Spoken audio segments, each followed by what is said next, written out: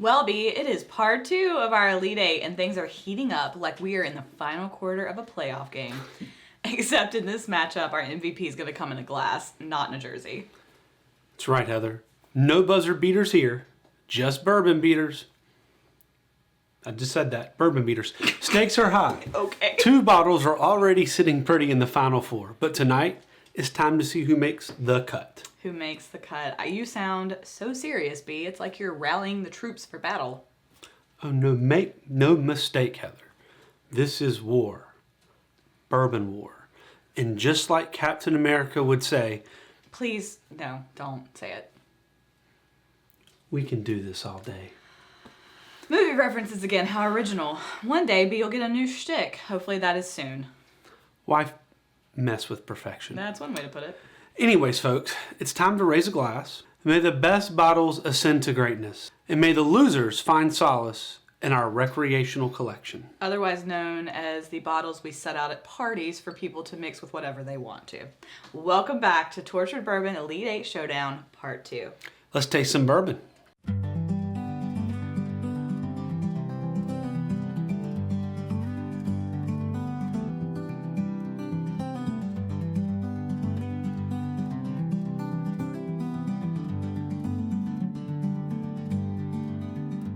What's up, Heather? What's up, B? Are you excited? Because I'm excited. Can We're you tell? pumped. We're pumped. And if you're a bourbon lover like us, tonight's your night. By the end of this episode, we'll have crowned the final 4 champions of our Bottled and Bond Showdown, and we will be ready for the final show. I'm so excited for all of this. And if you've missed any of our previous battles, don't worry. You've got the whole series linked right here. Even better than that, hit the like and subscribe button so you don't miss a single episode. We're all about building a bourbon community, so come join us on our socials. Who knows? You might find yourself invited onto the show. We've got room for a 3rd chair. We do, right here. Or you could snag some limited edition shirts and hoodies. See, this is the back. Isn't that nice? Just t-shirts. Yeah. B and I are t-shirt. both wearing the long sleeve that's tees. the back. So they're really comfortable. I can Really speak to that. comfort colors. So all the links are in a description, including our store, and everything else that we're contractually obligated to tell you as YouTubers who are hungry for that sweet, sweet cyber validation. Yeah. Now back to the bourbon. In our last episode, our number 1 seed, Colonel E.H. Taylor, you've heard of that one, took the win, and the local favorite, Fisher's Bottled and Bond from Fading Goat Distillery, best name ever, right here in Greensboro, North Carolina, claimed victory as well. Gate City represent. We love our locals, but tonight, we've got 4 new heavy hitters that have made it through our Sweet 16, and they're here ready to square off. Let's meet our contenders. So first up, we have our number 2 seed, which is Old Forester Bottled and Bond. These are this is from the fine folks at Brown-Forman. This bottle is basically a national treasure at this point. I know it's at least a personal treasure for me. I love Old Forester. Old Forester's a good way to go. Now facing off against it, the giant from the warehouse industry of Costco, Kirkland's Bottled and Bond, crafted by the good people at Barton, who also make 1792. I think if anything is representative of America B, it is this giant oversized bottle of bourbon branded with Costco's branding that you can buy at a superstore. So Barton's, as we know, is owned by Sazerac, who has produced some little known bourbons like Buffalo Trace, Eagle Rare, and of course our top seed E.H. Taylor. Nobody's ever heard of those. Never. Never. Now our number 3 seed is a newcomer making waves. This is Bardstown Origin Series Bottled and Bond. That bottle is so nice. Oh yeah. Now they're young in the game, but they've hit the shelves like a grunge anthem. Loud, proud, and impossible to ignore. And last but not least is its challenger, Holladay Soft Red Wheat Bottled and Bond. Now this has become an internet sensation. I feel like I can't log on to Instagram, Facebook, or X and see any bourbon posts that don't include this lately. It's kind of a thing. That's right. But it's still allocated B in North Carolina. Sometimes it is behind the counter. Yeah. If you want the full breakdown of these bottles, the tasting notes, the mash bills, the history, what they went up against, check out their individual episodes. And by the way, in those individual episodes, we actually marketed them next to each other based on price and availability. So it wasn't a 1-16 battle. They were squaring off against comparable equals. bourbons. Yeah. But tonight, we're going straight to the action. We're going straight to the tasting. And so just to remind you how we set this up, our favorite Aussie, Katie, has poured tonight's contenders blind. We don't know, we know which 4 we have, but we don't know what is in what glass. Oh. We have no idea. So we're going to taste, we're going to rank them, we're going to decide which 2 are going to advance to our final 4, and we're going to try not to embarrass ourselves guessing what's what. We are setting ourselves up to be punked on the internet forever. We did volunteer for this. It's all right. Let's hand these bottles out and let's get going. Let's get going. Copper color, looks like bourbon. Looks like bourbon. It's got a little bit of a sweet smell. Yes. Off the bat. Y'all, we are taking this so seriously that we're taking notes. It is very smooth, no burn. Sweet on the front. Mm-hmm. Oh, nice tag. Mm-hmm. Then a sweet after the pepper. At the end, yeah. So you get this little pepper. And then you get the final note I get is sweet. Yeah. But like you said, there's a little pepper there, kind of 3/4 of the way through. But it's just lets you know you're drinking a bourbon. Mm-hmm. That is easy to drink. I love the finish. Mm-hmm. Sometimes the finish is all burn. Right. But this represents itself. I don't know another way of saying it. I was getting ready to say, I know I really like how you said that, actually. I have no doubt. And that's something I was trying to explain the other night, and I didn't say it that way, but that's exactly what I meant by it, in that you have your initial taste, you kind of have it go back through your mouth, you have when it hits the back, and then like you said, after you kind of sit there a second, it comes back around, you get another taste at the end. No ethanol. Mm-mm. Sweet up front. You get the classic bourbon flavors of caramel, vanilla, little pepper, a little bit of spice, but not a ton.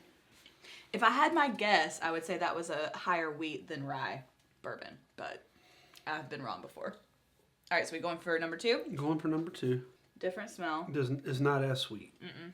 It has a really unique smell, like almost like toffee or butterscotch. Toffee or butterscotch, yes. Yeah. Took me a while to.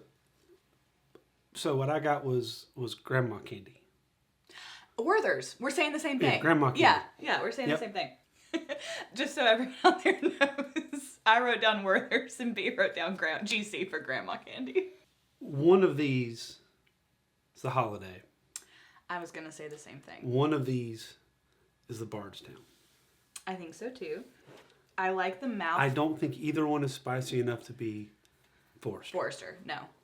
And nor is it complex enough to be Forester, in my opinion. They're both good. I don't mean that as a dig at it. There's a lot that goes on in the Forester. I will say that I like the mouthfeel of number 1 better. This one doesn't have quite as much to chew on. It is very sweet. Not a lot of burn, if any. None. Maybe a little bit of heat at the back, but that's it. Like, the heat you're going to have just because you're drinking bourbon. Right. For 100 proof, it's... Mm-hmm. So as we know, Holladay's a high wheat. They're both significant wheat.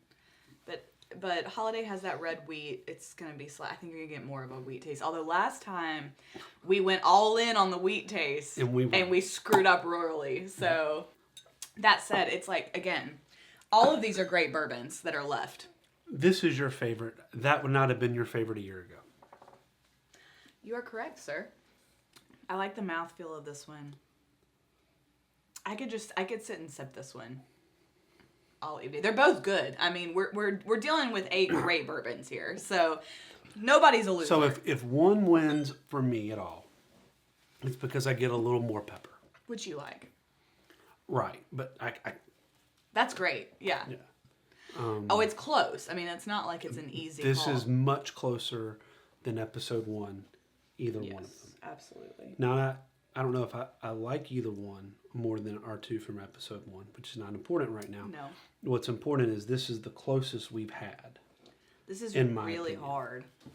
I think we both agree that number 1 is... Edges it out, but barely. Okay. Yeah. All right, we're not going to... And we think, but we haven't decided which one that is yet.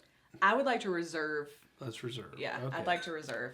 And maybe retaste, honestly. Yep. All right, so... Here you go. Here's one. So I have a feeling this is going to be hard, too. Right off the bat, I noticed that A is a little bit of a darker color. Yes. So let's start with that one. Oh, caramel right off the bat and vanilla. Strong. There's no burn. No burn. whatsoever. You got burn? Define burn. Like the dragon tail. No. But there's pepper on the back of that bad boy. See, that's not what I mean by burn. Okay. When I say burn, I mean like you feel it from here to here. Okay. Caramel notes up front. Absolutely. But yeah, no, you're absolutely right that there is pepper at the back end. I do want to get to where I can pick up more subtle notes. Like peach cobbler and apple crisp and leather. One day I'm going to bring a strap of leather just to chew on, apparently. Now sometimes I Some do bark, get sometimes I do get tobacco. Having been in tobacco barns, I get tobacco barns. Well, there was one we tried in this Bourbon Bond series that we both immediately were like, this tastes like a tobacco farm. Yep. Absolutely get that caramel. Pepper at the back end. All right, I'm curious as what B is. I'm really curious because now So just to recap, okay, I just want to make sure I have myself straight. So we know that we have our possibilities are Bardstown, Holladay. Yep. And Forester. Versus Kirkland. And Kirkland. Okay. All right. So this one's a lighter color than the first one. That one smells like candy. We are so screwed. I have no idea, dude. Huh? I have no idea, dude. We are really wrong now. We thought we had this until we tasted these two. I don't know though, dude. I do think that one of the first two is the Holladay. I think number one. Miss Producer, would you pick up your mic for just a second? Are you sure that you poured Old Forester in one of these glasses? Yes. Okay, all right. Just wanted to make sure. The only one I think it might be is maybe A. Because that's where you taste that pepper most distinctly, in my opinion, of the four. I need to taste all four. Okay, so I think A is Old Forester. I do too. That's the one I thought. That would make B Kirkland's. I think number one is Bardstown. You're right. Switch them. So one is Bard's, two is Holladay. And if we're wrong, we're wrong. We're wrong. And then A is. And we agree. So, all right, to recap, we think number one won the first round. Yep. A is what we think. And are we right? All right, producer Katie, are we right? Or are we even in the ballpark? You are 100% correct. Oh!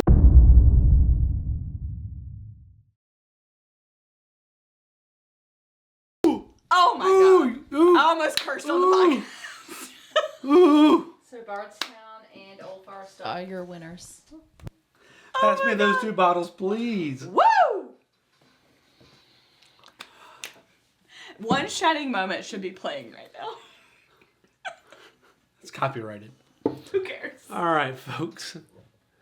So our final four is set. Heather and I will. No one will be able to contain us for the next 24 hours. We are going to revel in this victory. When we go out tonight, watch out. We're going to tell everyone.